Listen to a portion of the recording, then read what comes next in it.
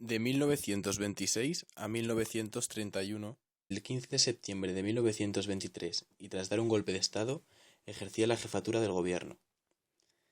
Su dictadura se dividió en el Directorio Militar, cuyo objetivo fue restablecer el orden y dotar a la nación de un gobierno hasta 1925, caracterizándose por ser autoritario, corporativo y militarista. En 1925 fue cuando viró, optando por un gobierno que aunaba al ejército con un fragmento civil, enfocando al país hacia una economía más planificada y dirigida. Es el denominado Directorio Civil, que duró hasta 1931. En estos años se inicia un proceso de industrialización al tiempo que se desatendía la agricultura, a pesar de la insistencia del ministro Calvo Sotelo en desarrollar una ley agraria que expulsase el fantasma del comunismo. No obstante, Primo de Rivera fue más ambicioso en sus reformas del campo que sus antecesores. Sin embargo, prefirió aumentar la inversión privada y estimular la demanda agregada en el sector terciario, de bienes y servicios.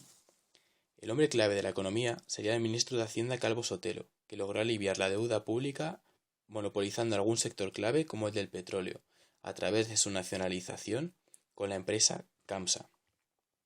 Al tiempo que la economía prosperaba, se llevaban a cabo proyectos de mejora en infraestructuras, tales como carreteras, puertos o regadíos, que se vieron truncados con el crack del 29 en la bolsa neoyorquina de Wall Street. Poco a poco, la peseta se fue devaluando sin que una intervención clara del gobierno lograse solventar el problema. Fue entonces cuando Calvo Sotelo, tras su gran labor, dimitió en 1929. La dictadura tenía un desgaste evidente, por lo que el general Berenguer sustituyó a Primo de Rivera 1931 a 1936. La gente que vivía en esta época está caracterizada por la actitud conservadora que presentaban frente al gasto de recursos y de dinero. Compraban solo lo necesario para poder ahorrar. La sociedad está marcada por la Gran Depresión en los años 30. Durante esta década hubo altas tasas de desempleo, así como los bajos ingresos. Los hijos abandonaban con frecuencia la escuela para poder encontrar un trabajo y sostener a su familia.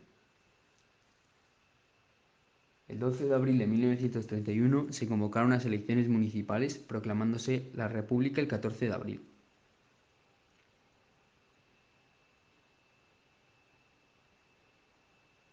Se formó un gobierno provisional, cuyos grupos políticos estaban divididos en antiguos monárquicos, republicanos moderados, republicanos intelectuales, nacionalistas moderados y socialistas. Se estableció la Constitución de 1931, cuyas principales características eran la soberanía que residía sobre el pueblo. Se estableció así un sufragio universal masculino, aunque en 1933 las mujeres también pudieron votar. Presenta una extensa declaración de derechos.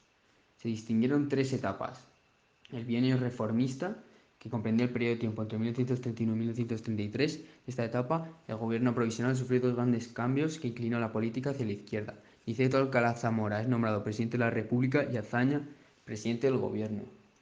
Esta etapa se caracterizó por las numerosas reformas que se impusieron.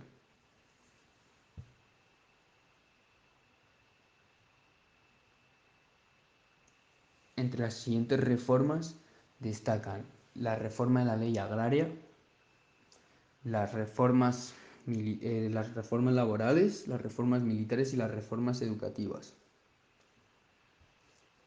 El bienio derechista comprende el periodo de tiempo entre 1933 y 1936. Durante las elecciones de 1933 vencieron los candidatos de centro y de derecha, comenzando un periodo caracterizado por la dificultad para formar gobiernos estables. En 1934 tres ministros de la CIA entraron en el gobierno, lo que estuvo mal visto por parte de los socialistas, surgiendo así un movimiento insurreccional. En enero de 1936 se firmaron los pactos del Frente Popular. El gobierno del Frente Popular transcurre entre febrero y junio de 1936 y comienza con la victoria del Frente Popular en las elecciones de febrero de 1936. Se formaron gobiernos republicanos dirigidos inicialmente por Azaña. Los socialistas no participaron en el gobierno. Aumentó el terrorismo, sufriéndose numerosos atentados. La Segunda República finalizó con el asesinato de Castillo y de José Calvo Sotelo, seguido por la rebelión en Marruecos el 17 de julio de 1936 contra el gobierno de la República, desencadenando así la Guerra Civil. De 1936 a 1939 tiene lugar en España la Guerra Civil, y al igual que el conflicto, la economía también quedó dividida en dos bandos. En primer lugar, la financiación del bando republicano se basó principalmente en la exportación del oro del Banco de España y en la industria, ya que contaban con las zonas industriales más importantes como Madrid. En cambio, en el bando nacional, su financiación se basó en capital extranjero, que vino principalmente de Italia y de Alemania, y a los que después le añadió Portugal. Estos países proporcionaron principalmente recursos económicos, material militar y ayuda en táctica militar. Italia además proporcionó un ejército de voluntarios que viajaron a España a combatir. Aparte de esta financiación extranjera, contaron con tener el control de las principales zonas agrarias del país, por lo que contaban con alimento suficiente para abastecerse durante la guerra, y eso contribuyó fuertemente a su desarrollo económico durante todo el conflicto.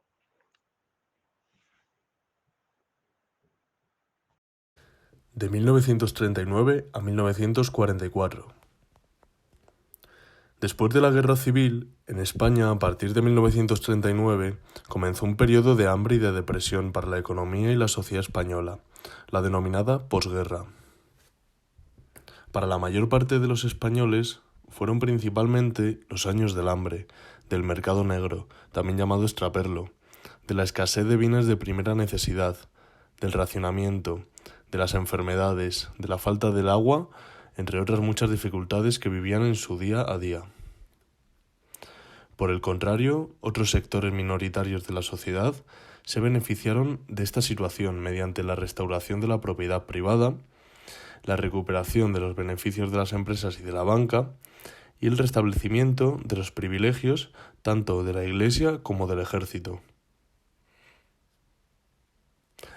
Para el régimen, las causas principales de la larga y profunda depresión de esos años fueron los costes causados por la guerra civil, el aislamiento internacional y las adversas condiciones climáticas que se sucedieron esos años. Tras la Segunda Guerra Mundial, la ONU castigó a España con un largo periodo de aislamiento, como exaliado del eje derrotado, que repercutió gravemente en su economía. Franco había contado con el apoyo de Churchill, de las grandes empresas americanas y de las finanzas internacionales, que fueron fundamentales para la supervivencia del régimen durante los primeros años. El gobierno franquista, al no poder hacer frente al aislamiento internacional que sufrió, se decantó por aplicar una política económica autárquica y caracterizada por un gran intervencionismo del gobierno durante la primera etapa de la dictadura. La idea principal de la autarquía era la creencia de que España era capaz de abastecerse de forma autosuficiente, sin necesidad de recurrir al comercio o ayuda internacional, debido a que España era un país rico en minerales y en otros recursos. Sin embargo, estas medidas autárquicas provocaron un gran atraso y fueron el factor principal de la crisis, ya que al acabar la guerra civil, España era una economía muy dependiente, por lo que hubiera necesitado una política que garantizase suministros exteriores. Por el contrario, con las medidas adoptadas por el gobierno, aumentó esta dependencia del exterior. De 1944 a 1949.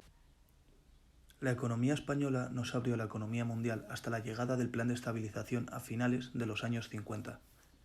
A partir de 1945, la tasa de crecimiento del Índice Anual de Producción Industrial, el IPI, empezó a ser positiva, pero era mucho menor que la de los demás países europeos. También bajaron las exportaciones y no fue hasta finales de los años 40 cuando empezó a haber inversión nacional e internacional en la industria española. A mediados de los 50 y con la progresiva liberación de la economía española, el IPI empezó a crecer muy parejo al de otros países del Mediterráneo, ya que el conjunto de relaciones exteriores eran semejantes, por ejemplo las divisas por turismo, las transacciones comerciales y las remesas de inmigrantes. A pesar de que la autarquía llegó hasta 1959, algunos historiadores y economistas consideran que ya en los años 50 la economía mejoró y eran síntomas de una nueva etapa económica en España. Con el plan de estabilización y la reforma e implementación de nuevas leyes, España se abrió a la economía mundial,